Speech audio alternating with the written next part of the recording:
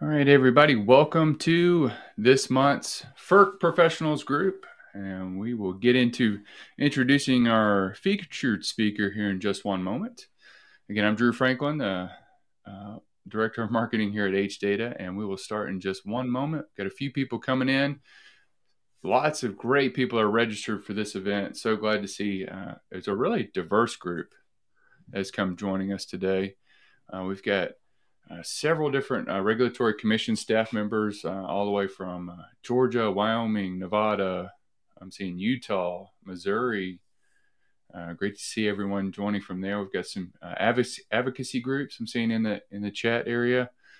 Some different people that are joining us, and we've got some really good diverse group of let's see, we got gas utilities, electric utilities. Awesome. Got some people coming in. So welcome. All right, we'll go ahead and just get started. And just as a quick house cleaning item, if you have any questions along the way during our fireside chat conversation, feel free to drop those into the question box you'll see in the comment area to the right-hand side of the screen. Feel free to drop those into the comment area. We'll go ahead and introduce go ahead and get the program started. So welcome to FERC Professionals Group. We're excited to have you in the March edition. And today we're going to be talking about something that I know is top of mind for a lot of our customers and a lot of people that we have conversations with every week. And it is this adoption of technology in a changing industry. And so we're going to bring in Marie Mouchet, and she's going to be able to really unpack a lot of her experience, but also to give us a little bit of an insight from her perspective on how some of those adoption changes have taken place. And so I'm going to give everyone just a brief overview of what to expect in today's agenda. And so we're going to do a welcome. I'm going to give a little bit of overview. We've launched a lot of materials over the past several weeks here at H Data. Just want to give you a brief insight and an offer towards in some of those. We're going into our part of our presentation, and then we're opening up to Q&A. One big thing that I want to discuss is about our group. The FERC Professionals Group. We are a community-based group, and we are here to support those who are dealing with energy regulatory data and really starting the conversation there. And today will be a great starting point to how we're able to leverage technology and being able to make sense of a lot of the energy regulatory data. So again, if you have not followed us on LinkedIn, if you have not joined our group, feel free to join us there. And if you're not on LinkedIn, make sure to subscribe to our email list to make sure you're up to date with all the information we have coming up with future FERC Professional Group meetings going forward. Again, in our LinkedIn group, it is a place where we're able to ask questions, do tons of incredible peer-to-peer research opportunities, and it's a great networking opportunity. That's one of our goals, is to facilitate and create a place where peers within the regulated energy industry are able just to connect with one another. And we're excited to have you here today. So with that, I'll give you a little bit of insider updates on the H Data platform briefly. And so if you have not already, if you're not a customer, or if you have not accessed our platform, we have opened it up back in the summer, where you can sign up today totally free and have access to not only our H Data library, but we opened up a lot of our business intelligence tool, primarily our operations and maintenance expense analysis tool. And with that, you can go to app.hdata.us/signup. You can sign up for free today, and you can leverage the data that's within the FERC library, and also being able to do benchmarking and different capability testing through our O&M expense analysis tool. And I would encourage you, if you have not already, feel free to sign up today, and we'd love to get your feedback and love to see if there's any other opportunities we may be able to help make sense of that regulated energy data. So with that, you may be asking yourself, like, oh, that's great, but one other item I will encourage you as a resource, and this is something that we love to provide people, is if you don't feel like signing up, you can go to our website. We have a resource that's highlighting really about benchmarking. That is something that I know customers and prospects have asked us about a lot. And so we have a resource under the resource tab and go to scorecard. And there's a great 3 different visuals that we've created that you can really research and hunt and peck on, and being able to bring all that data that's pulled from the FERC annual and quarterly forms, and you can be able to do your own research off our website. Again, going to our under the resources tab into the energy scorecard section, and you can visualize a lot of those benchmarking capabilities going forward. And so, without further ado, I'll go ahead and jump into today's program. We are so excited to have Marie Mouchet. She is an industry veteran within the regulated energy space, spent several years not only at Southern Company, but serving at different leadership roles there and leadership roles as a Senior VP and Chief Information Officer at Colonial Pipeline. And Marie is going to give us a little bit of insight from her experience from when she first started as a rate analyst to leading digital transformation projects at large corporations like Southern Company and Colonial Pipeline. And today we're going to talk about the adoption of new technologies in the regulated energy industry. And I just want to welcome Marie. Glad to have you on the call today. Hello, Drew. How are you? Oh, I am living the dream, so they say. And Well, we're, thank you. It's a yeah, pleasure to be here. absolutely. And so I'm going to take this shared screen off real quick, and it's just going to be the two of us. I'm going to Okay. switch this layout real quick. There we go. And again, if you have questions for Marie or for the group along the way, feel free to throw those in the chat. But Marie, tell us a little bit about just the genesis of your career, and tell us a little bit about where you started, and give us a little bit of color commentary to leading up to being in a leadership role at some of the largest regulated utilities in America. Well, it's as I said, I'm just thrilled to be here, and I'm a big fan of H data, as you know. So this is a really good opportunity for me.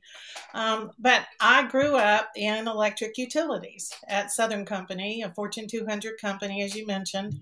And I had many amazing opportunities. I worked in most every business function and in multiple subsidiaries. I worked in the regulated and the non-regulated environments, as well as the M&A, due diligence, and integration projects, among many other exciting growth opportunities. In 2016, I was recruited to serve as the first CIO of Colonial Pipeline. The two companies, Southern and Colonial, have many parallels. They're very different in that one is an investor-owned utility and the other is a privately owned pipeline. But they both are critical infrastructure and both are asset intensive. But Southern Company and the electric utilities in general were further ahead in the security space at that time due to NERC-CIP regulations. And I think probably most of the people on the phone and on the webinar really understand NERC-CIP. If I'm into acronyms, let me know and I'll slow down on that one. But as Colonial's first CIO, I was excited about laying the groundwork and the foundation for technology and talent and building sustainable operations for Colonial Pipeline. Now I have a broad and deep understanding of both industries. Today, however, I am an executive advisor and board member, and I do some speaking. I'm known for my extensive experience and influence serving in an executive capacity as a CIO in the energy industry with a focus on cybersecurity and crisis management, as well as digital transformation, governance, and risk management. And as I've said, I'm very excited to be here today to share my trifecta of board, technology, cybersecurity, and commercial leadership experiences. And I'm thrilled to be part of H Data. So thank you, Drew, for hosting me today. Wonderful. And thank you so much for giving us a little bit of this context. I know there's a lot of different backgrounds on this call today. And let's go ahead and let's just jump into I love the conversation that you and I were able to have a week or so ago, and leading up to this conversation. Tell me a little bit about your experience leading digital transformation projects or digital transformation initiatives at either Southern Company or Colonial Pipeline, and how do you feel growing up in the business, if you will, helped you separate that experience and how you were able to effectively lead some of those strategic initiatives? That's a great question. And yes, I worked on digital transformation, or you could call it that, in both companies. In a few words, I would say it was fun, it was challenging, it was rewarding, it was very frustrating, it was exciting, and so on. Quite a few different emotions, something like a roller coaster. Hmm. And I think most CIOs probably experience some of the same things that I'm describing. But as we talk about digital transformation, this is really a passion of mine. That's the key phrase that was in your question, but there are many different ways to define it. Um, and that's one of the challenges, I think, much less execute a digital transformation. So when we talk about using more technology in the energy industry, a lot of our insiders describe this moment in time as a digital transformation. But I think all of us in our daily lives, as well as our work environments, change through technology is at an accelerating pace. So the transformation goes well beyond digital. It becomes a business transformation and a cultural transformation as well. What I saw, the workforce was transforming every aspect of the way that we do business and the way we engage with each other. The pandemic actually accelerated that. And that said, not everyone wants to transform, nor are they comfortable changing the way they do their jobs, which I ran into many times, but I was able to overcome the barriers through several key focus areas.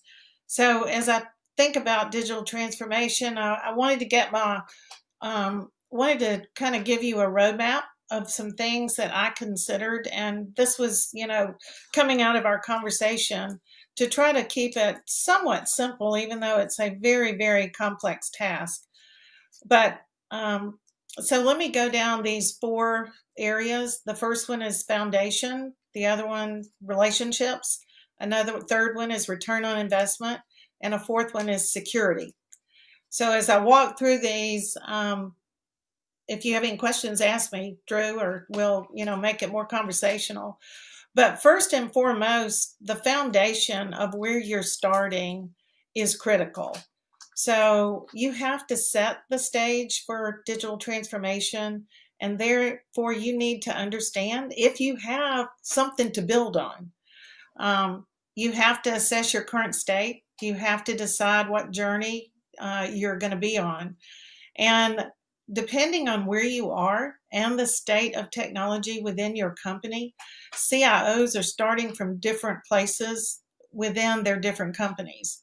Some are upgrading their technology environment to be able to improve, add, leverage, introduce new technologies into their environment or their companies. Some are building the infrastructure or adding to the infrastructure in order to just use digital to transform the company. I've done both. I've led major initiatives, projects to upgrade applications or adopt and implement new applications, move applications to the cloud, move from homegrown applications to state-of-the-art enterprise applications, tests. We did some pilots and we tested Google Glass. We did a proof of concept for virtual reality to use for training. And I've led strategies and initiatives to build the infrastructure that will enable more technology. So some companies, and if you think about the energy business, it's an old business, and thank goodness we have it. It keeps us not a third world country.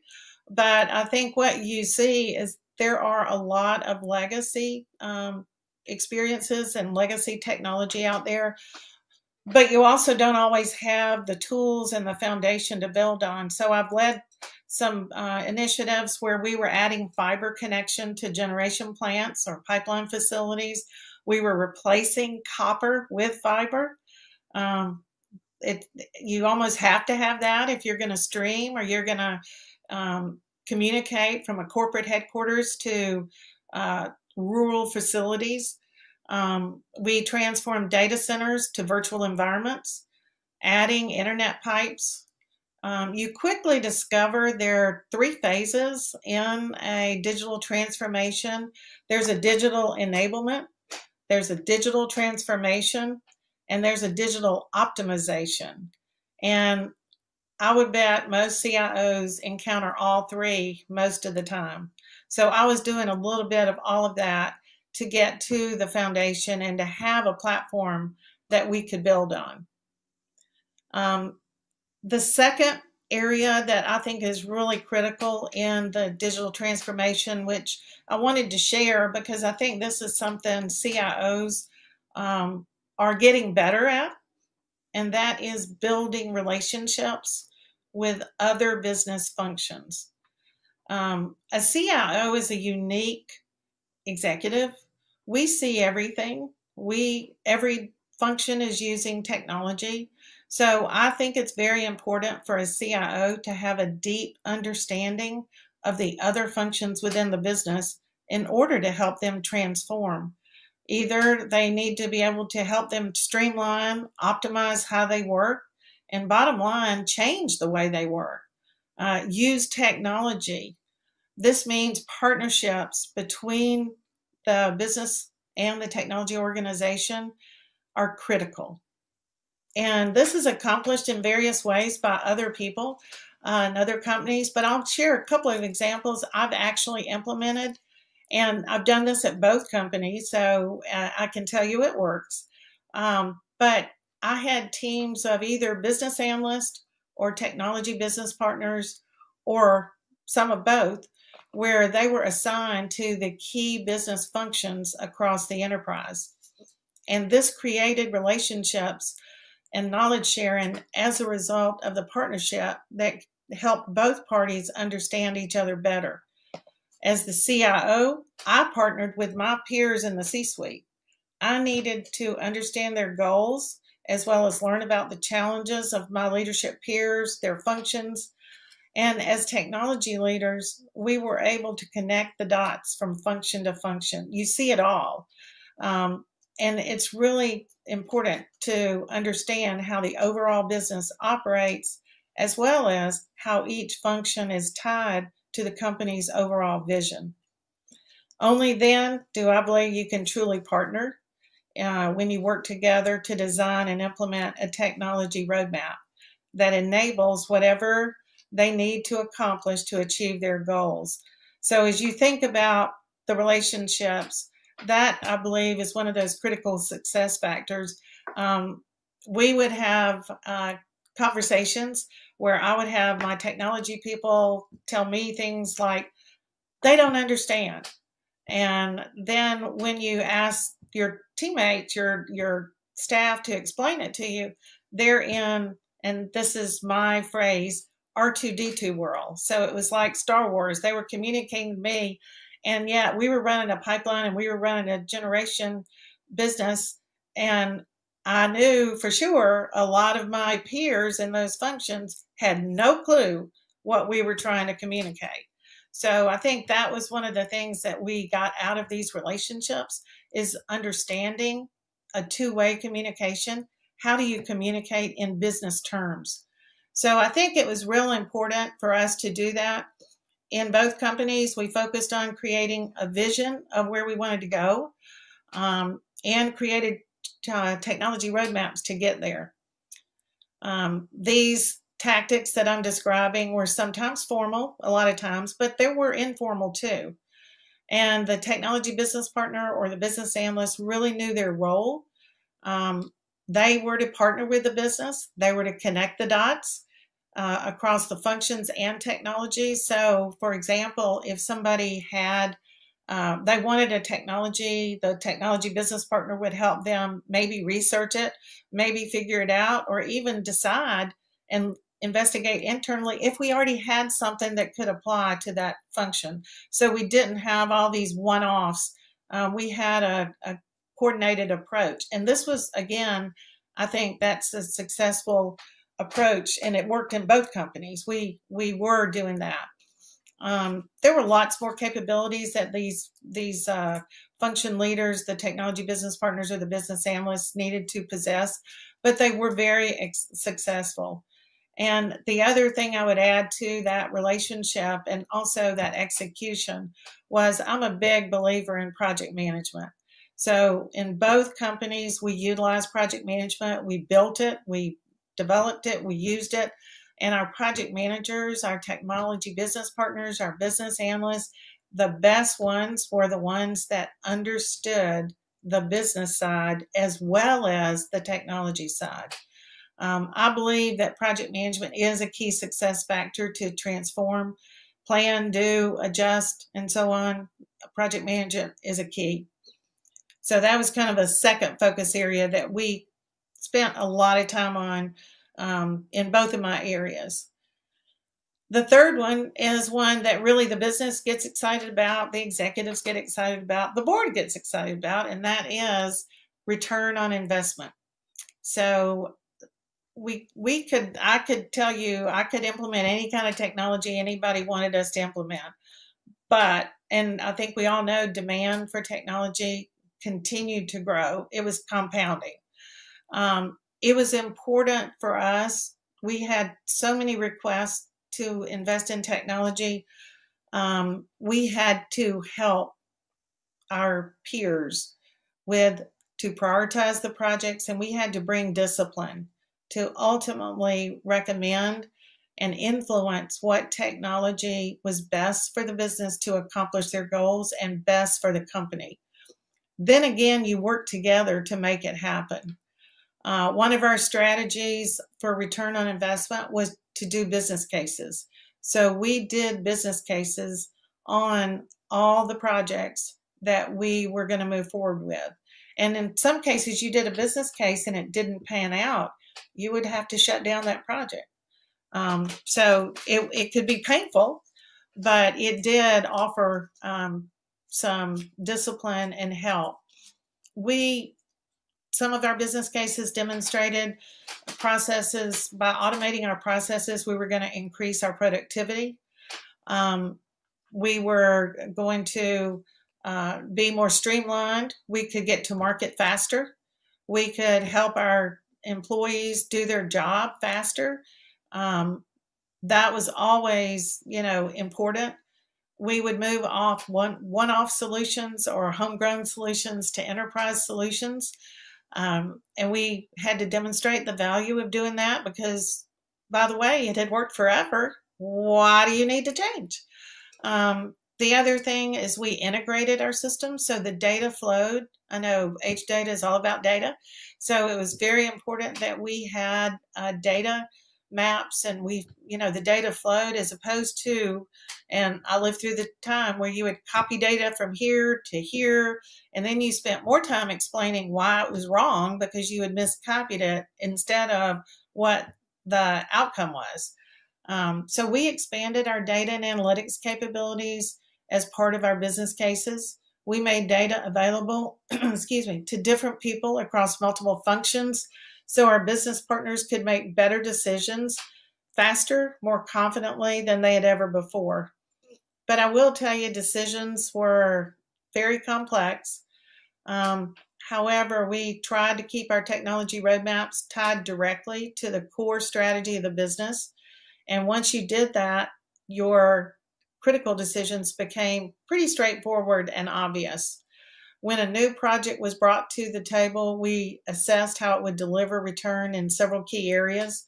And back to my project management, my business case, if you put all this together, measurement is critical. We measure our efforts and success against many of our company key performance indicators. So that's kind of a highlight of that focus area. And then finally, our fourth area, and maybe it's the most important in digital transformation, enablement, or optimization, is, again, one of my passions, and that is security. As you introduce more technology into your environment, you add digital infrastructure and you expand the use of technology everywhere, you are introducing more risk. You don't want to, but you are. And as I mentioned earlier, digital transformation is really a business transformation. It's a cultural transformation that's powered by the investment in technology. As CIOs in the energy business, we have a unique responsibility to our companies and our nation because we provide critical infrastructure. And so when we are introducing a new technology to the business, there is a whole new layer of security and risk to consider. We have to see that mitigating a risk itself is a return on investment. So we would build that into the business cases. And that could be a whole nother topic for another show as we talk through that. But it's safe to say that this risk continues to be there. It's always evolving into new and different threats. So as we experience digital transformation and or enablement, we had to build in security, which was new to a lot of people. We had to educate people. We had to create awareness. We had to determine the level of risk before we were moving something to the cloud. We had to think about physical security of infrastructure that was housed at our facilities outside of the corporate office, and so on and so on and so on. So security had to be part of our digital transformation equation. But kind of to wrap up my comments, digital transformation is not a moment in time. Mm. It's not a checklist. It's a state that all companies are experiencing. And for our listeners, I bet we all have tales to tell and experiences to share. And I know there's more to come in our futures. I don't know if it'll continue to be called digital transformation, but we are using more and more technology. And I believe that's for the good. You just have to be aware of the impact from the risk side, but also from the relationship with the people that are not the technology side of the coin. Mm. So it's a great topic, great conversation on this one. No, I love that. That's a big takeaway of just talking about digital transformation, enablement, and optimization. And what you just said, I think it's going to be more housed in continuous improvement. It'll just be this natural thing. We're constantly trying to seek improvement on the process. And it's not so much as this digital tool. It's like, hey, we just need to improve and continue to optimize going into the future. And that's a great segue into a little bit of question that I've been thinking of, and something that came during, again, a kind of our conversation, getting back to your one of your earliest roles in your career in the business. We recently rolled out an electric price analysis app. And I remember one comment you made was like, oh, wow, that would have saved me a lot of headache and time thinking about benchmarking and rate-based comparison. Can you tell us a little bit about just the process of like, what did that look like before? What we commonly talk about here in our group is the XBRL mandate, or the access to data from a digital perspective. What was that process like before? Very painful. I'll summarize it real quick. Let me kind of describe what one of my roles was, because it does give you maybe a flavor of what we were experiencing back in the day. And one of my earliest jobs was a rates and economic services analyst, and we worked on rate cases. So we worked on rate cases for the different subsidiaries, which included designing rates. These are electric utility rates. So whether it was for residential, commercial, or industrial customers, we were analyzing and developing pricing alternatives. We were preparing rate case exhibits, along with many other assignments. But to answer your question, we had to do this all by hand. And when I mean that, I had no database that I could go to and research anything. There was no phrase like data and analytics. most of the data that we had access to were either PDF files or flat files.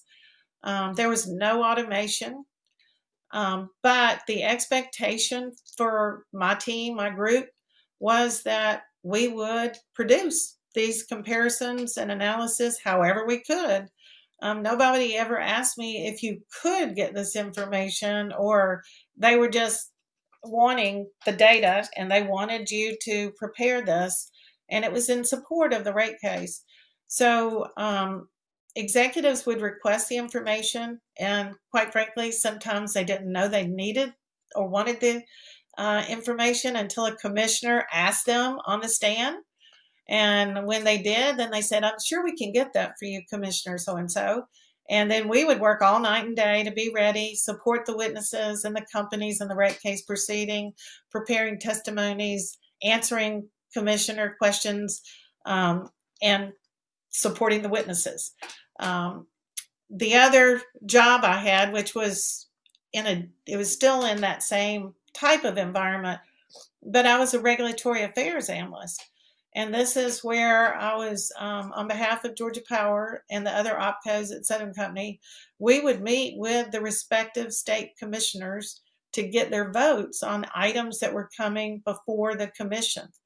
And part of our role was to know what was going on in other states and other commissions. Did we have a chance? Was it similar to anything else? You needed to really compare to the other utilities within that state, or and they could be gas or electric. But part of our role was to know what was going on. And we would attend the NARUC conferences annually, which was the National Association of Regulatory Utility Commissioners. I think y'all have just been there. Again, it was not easy or efficient to gather intelligence and data, so you were knowledgeable about companies outside your territory. But you needed to gain that intelligence in order to be prepared when your company was being compared to others, for you to be able to address questions, issues, or ensure what was being said was factual. Databases like what HData has put together didn't exist. Plus, you spent all your time completing your filings. You never had time to find out what other filings revealed. It was all by hand, and there was just no more physical time. It was not efficient, but it was needed. And at the time, I didn't know to complain. That was just the way it was. With H data, I kind of think back, and I think I shared some of this with you, Drew. With H data, my job would have been more rewarding and somewhat fun to do the investigations or the comparisons, produce an exhibit that was factual and sourced appropriately, and overall made our case, so to speak. Yep. This is one reason I really get H data, and I continue to be honored to be part of the advisory board. But we are creating value every day. And when you've lived it in the past, you see where you are today. It's like, yes, this is great. Yeah, I'm a big cheerleader for this. I love it. I love it. And you addressed a few different either challenges and opportunities for CIO leaders or other executive leadership team at regulated utilities or regulated pipeline companies, whether it's the two-way communication or really thinking about measurement from a security perspective. But I'd love to pivot in a little bit of a direction you touched on was how can energy companies, I guess, use data in a more efficient way or be more efficient with the use of data? Well, I think that's a great question. I think one of the things I mentioned was doing business cases that demonstrate the return for automating our processes or improving our productivity. If you can implement that discipline, it is extremely valuable to influence your peers, but influence the company, set your priorities. I think an example that we've seen work is the data can be used to analyze the cost of doing business. An example in both companies, whether we were running power plants or whether we were running pipelines, you really want to know the cost of your operations and maintenance. And so if you have data across multiple generation plants, we used to refer to it as a fleet. You could compare and contrast if you had the right data. You could compare and contrast against fuel types, whether it was oil, gas, nuclear, hydro, pump storage, renewables. Um, you could do comparisons and look for anomalies. And then you could drill down on that outlier to find out the driver and strategize how to address. And then this may lead to developing new processes or automating processes. Another example that I'm familiar with is using data to benchmark against others in industry. Sometimes benchmarking is part of your incentive package, but benchmarking to improve your efficiency and your effectiveness is also a really good methodology to employ. Ask the question, why are we the same as our residential cost? Equivalent or comparable? And if not, why not? And a lot of times you've got the reasons. You can justify the difference in those costs. And being regulated, your costs are, regulated with your return regulated. But when you're also in that unregulated side of the business, you are competing against others. So it's real important for you to have an insight into how do you look at that. We would use data to talk about how reasonable our costs were compared to the national average. We would want to talk about our reliability. We use data to back us up on that. We would want to talk how committed we are to renewables. And we would use data to compare us to others to demonstrate our commitment. I think there's a lot of ways data can be used to add value to a message, help make a better decision, change your priorities. But I would think that, there's a lot of opportunities for energy companies to do more than just file their data. It's really mine that data. And I'm a big proponent of, I think that's where, and I said this 5 years ago when I was building the data and analytics function, that's the future. So we've got to get a handle on it. We have so much data. How do you mine that data? How do you make it into information that is useful? No, that's well said there. And someone messaged me in an email before this meeting and asked about, you touched on it a little bit, just talking about performance on KPIs or key performance indicators. Thinking from whether it's an electric utility, an oil pipeline, or a gas pipeline, I maybe want to look at how, in your experience at Colonial Pipeline, for example, what was the 4 or 5 KPIs that y'all really tracked and be able to hone, kind of like watching and monitoring and measuring, that kind of was like, okay, these are indicators of like either success in this particular time, or like, hey, this is how we're tracking those KPIs at Colonial. Well, I think, and whether it was Colonial or whether it was Southern, Mm-hmm. the biggest key performance indicator in both companies was safety. Safety was our, strongest metric, and it was embedded in everything we do. And so I think that was one that we continue to compare. We built safety cultures, and I think that's still real important. The other one is, as you can kind of, as I thought about, KPIs, when I was, you know, grouping them back in the day, they're embedded in maybe several buckets. Obviously, one is cost. Um, Cost to serve is probably the big one that you see in rate cases. What is the overall cost of providing services to a consumer? So my cost to serve residential, customers, or my cost to serve people that are transporting barrels of gasoline on my pipeline, things like that. Um, the KPA can be specific costs like producing the product, but also staffing a function to run the business. Um, things in this bucket wouldn't include necessarily your lobbying costs or your charity donations. They would go to the bottom line. But, companies use this, and in regulated companies, many times are required to file their cost to serve, and they're questioned on that cost to serve. And you're also using it to say, is my cost to serve staying relevant and current, especially in today's world where people say we're dealing with inflation? Am I generating, or am I producing, am I transporting in a reasonable way for the consumer to use? So I think that is one of those areas. And you can do cost. We would do cost per barrel mile. We would do operations and maintenance costs, fuel costs, generation costs, production costs, whether you looked at cost of different energy fuels or sources.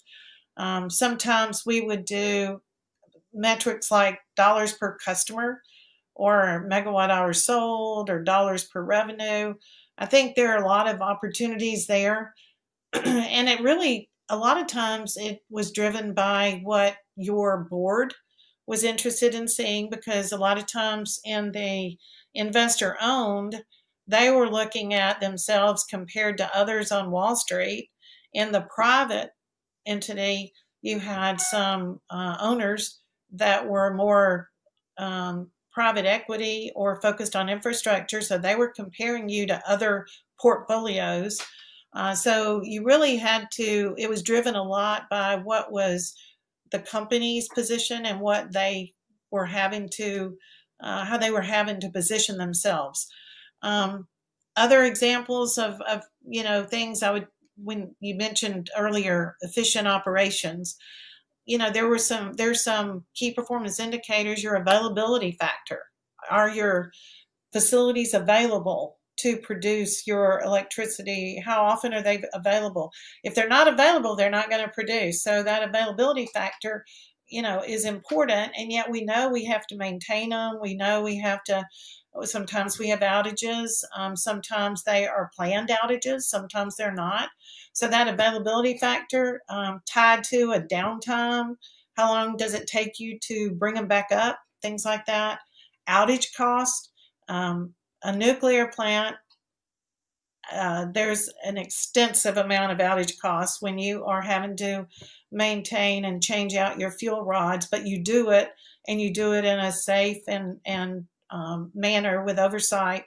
But those are some of those efficiency metrics that people are using. And I would tell you another bucket I used to love, because I was in marketing for a while, and that was the customer metrics, customer satisfaction, customer engagement, growth of market share. How big is your market share? How many customers do you have?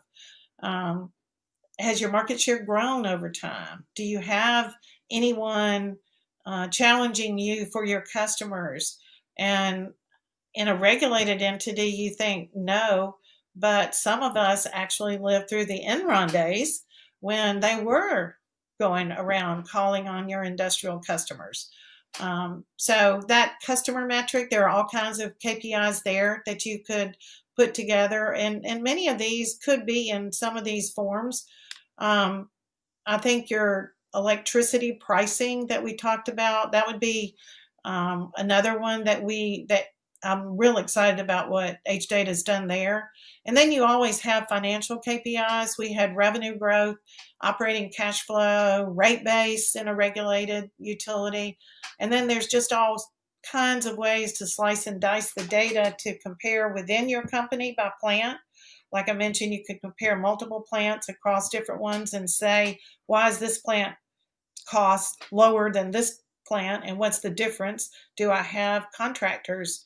Can I use a similar contractor that is more consistent pricing?